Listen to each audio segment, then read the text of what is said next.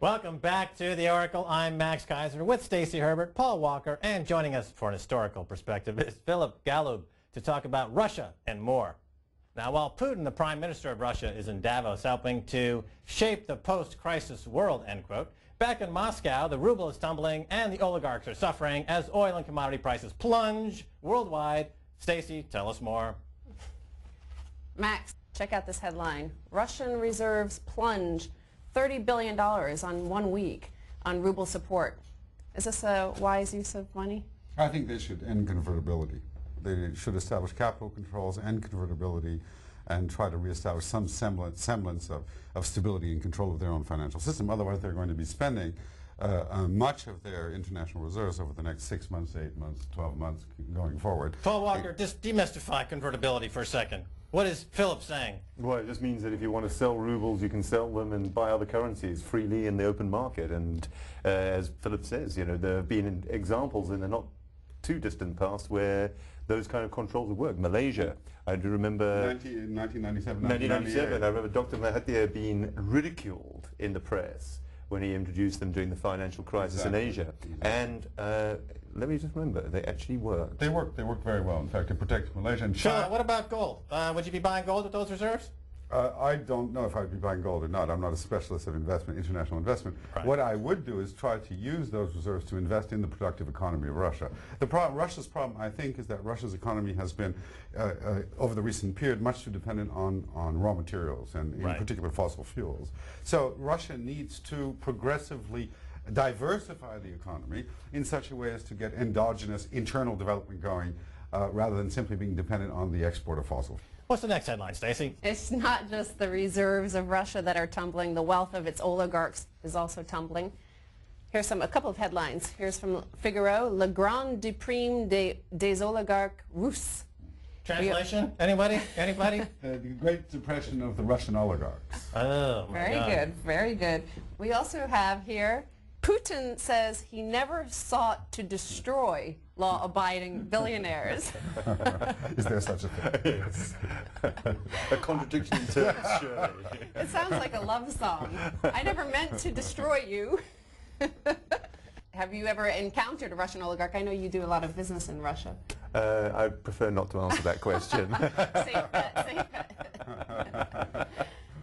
Here's a headline on this. Russian corruption may fall with a slump in oil. Oh, wow. Look at that. Look at this chart. This is a brilliant chart from our friends over at another news agency. What does it mean, Stacey?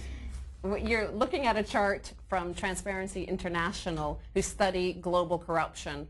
And they found that whenever the price of oil increases, so does corruption in Russia. Right, and it correlates beautifully. If you're a hedge fund manager, you could make a trade around this. Well, I think here you have one of those classic economics statistics 101 problems of confusing correlations and causality. Is this true, Phil? I think Paul is right.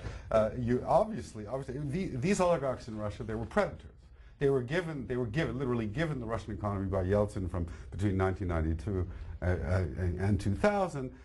This was predatory activity. Now they find themselves at the top of these enormous conglomerates. They've amassed enormous private wealth, speculated tremendously. Now they're losing a lot of their wealth. So of course corruption will go down as this very tiny group of people loses part of their power and their wealth. The oligarchs are losing their wealth, and with that is increasing power for Prime Minister Putin. Now, the prediction markets on this are putting a probability that Putin will be back in power in 2009 at 44%. Oh, wow, look at that.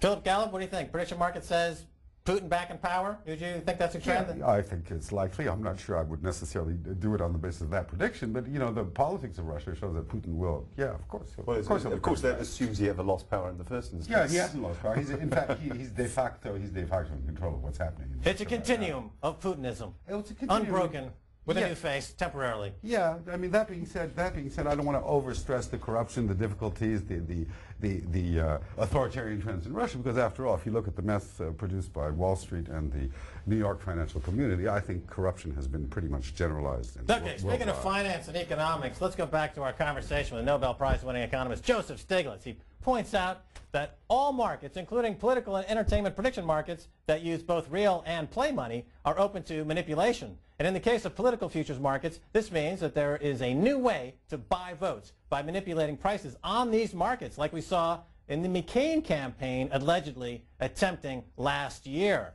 The fact is that when they first began, they were a little bit of a game of some academic economists who said, well, rather than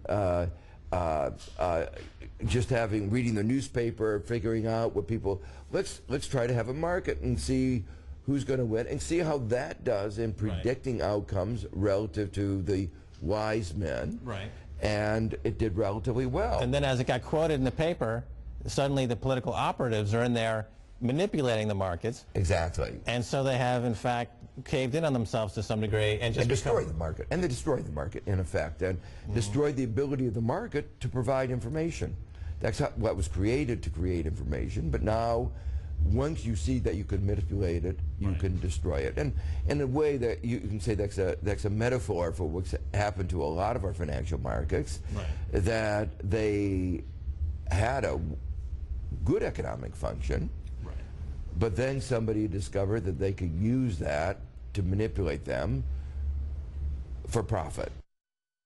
I predict prediction market manipulation will become a very big story as these new markets become more mainstream.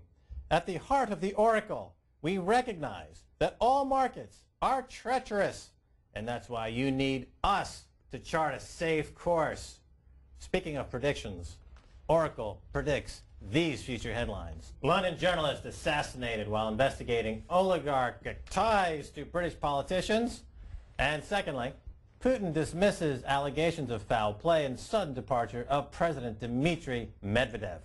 What do you think? I think those predictions are pretty good. You like those predictions? Yeah, you not agree bad. with the Oracle? Yeah, I see somewhat of a bit of a physical similarity. Does that have anything to do with your agreement? Yeah, I think so. I think so. Yeah. Paul, what do you think? I wouldn't disagree. You wouldn't disagree?